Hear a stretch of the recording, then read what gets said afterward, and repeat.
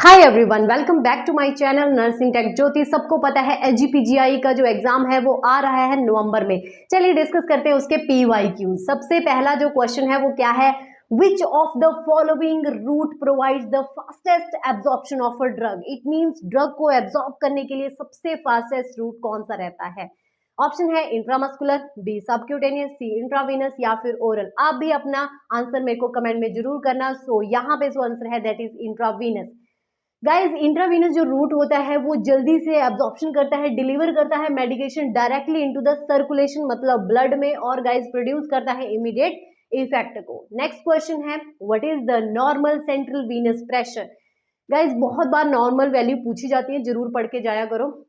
यहाँ पे सीवीपी की पूछी है 2 to 6 mm of Hg, 8 to 12 mm of Hg, 12 to 16 या फिर 20 to 25। सो गाइज इसका आंसर भी आप मेरे को कमेंट में जरूर करना है। इसका जो आंसर है that is 2 to 6 mm of Hg. Guys जो सीवीसी का जो प्रेशर होता है वो राइट एट्रियम का प्रेशर को ये बताता है। नेक्स्ट क्वेश्चन है, during CPR the recommended compression to ventilation ratio for a single rescuer adult CPR. आपने देखा होगा सीपीआर में से 100% क्वेश्चन पूछे जाते हैं और यही क्वेश्चन बार बार आता है। 15:2, 30:2, 5:1 या फिर 10:2। सो गाइस सबको पता होना चाहिए 1 रेस्क्यूअर है अडल्ट में, चाहे 2 रेस्क्यूअर है, आपका जो रेशियो रहता है वो 30:2 ही रहता है। नेक्स्ट क्वेश्चन है, which electrolyte imbalance is seen in Addison disease. Guys Addison disease किस में आता है, सबसे पहले तो ये पता होना चाहिए, ठीक है। हाइपरनेट्रीमिया, hypokalaemia, hyponatraemia, hyperkalaemia, hypercalcaemia, hypokalaemia या फिर हाइपोनेट्रीमिया या हाइपोकैल्सीमिया। सो गाइस इसका जो आंसर रहेगा that is hyponatraemia and hyperkalaemia. Sodium का लेवल गिरता है, पोटाशियम का बढ़ जाता है। एल्डोस्टेरोन जो डेफिशिएंसी है जिसकी वजह से क्या हो जाता है, सोडियम लॉस होता है और पोटाशियम रिटेन हो जाता है। याद रखना एडिशन डिजीज अगर बात कर रहे हैं तो उसमें एल्डोस्टेरोन की बात रहती है।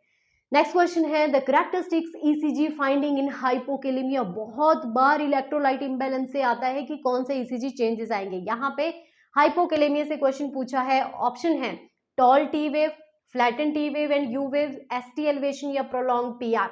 सो गाइस हाइपोकेलेमिया में ऑलवेज जो टी वेव है वो फ्लैट रहती है और U wave. Explanation, low potassium की वजह से डिले हो जाता है रिपोलराइजेशन ऑफ द वेंट्रिकल्स, ठीक है गाइस, तो जिसकी वजह से वो फ्लैट आती है।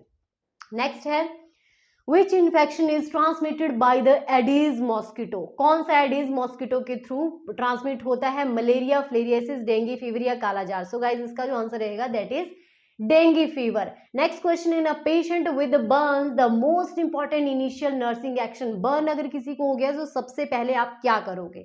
ऑप्शन है अप्लाई करेंगे ointment, start IV fluid, covering the wound with sterile dressing या फिर giving antibiotic. So as a nurse आप भी बताना क्या करोगे। ऑप्शन रहेगा इसका आंसर रहेगा गाइस बी, ऑफ कोर्स क्या करेंगे, सीधा हम स्टार्ट करेंगे आईवी फ्लूइड, क्योंकि फ्लूइड रिससिटेशन प्रिवेंट करेगा क्या, हाइपोवोलेमिक शॉक को।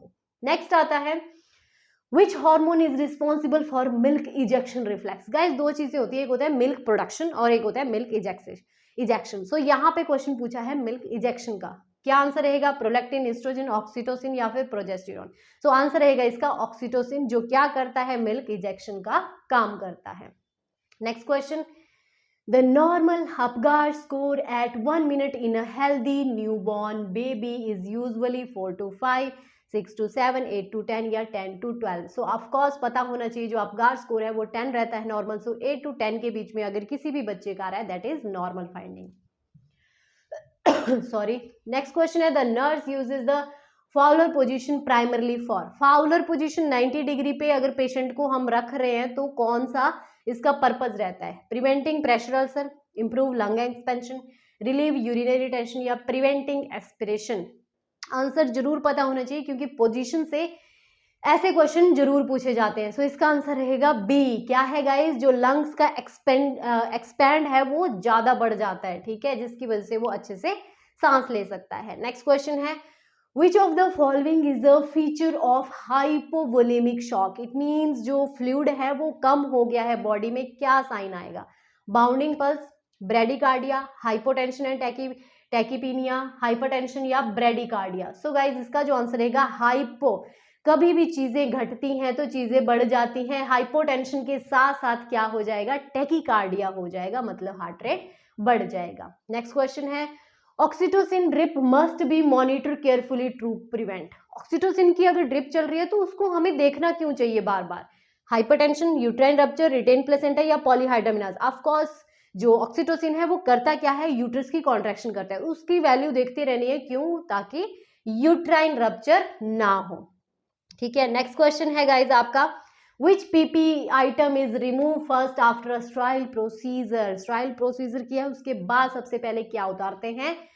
ग्लव्स, मास्क, गाउन या गॉगल? सो गाइज याद रखना, सबसे पहले हम उतारते हैं ग्लव्स को। नेक्स्ट क्वेश्चन है, in myocardial infarction the enzyme most specific to cardiac muscle injury? सबसे स्पेसिफिक एंजाइम कौन सा रहता है? सीकेएमबी, एलडीएच, एएसटी या एएलटी? सबसे पहले गाइज याद रखना जो सीकेएमबी है वही वहां पे अराइज रहता है। नेक्स्ट क्वेश्चन है, which of the following is a sign of magnesium sulphate toxicity?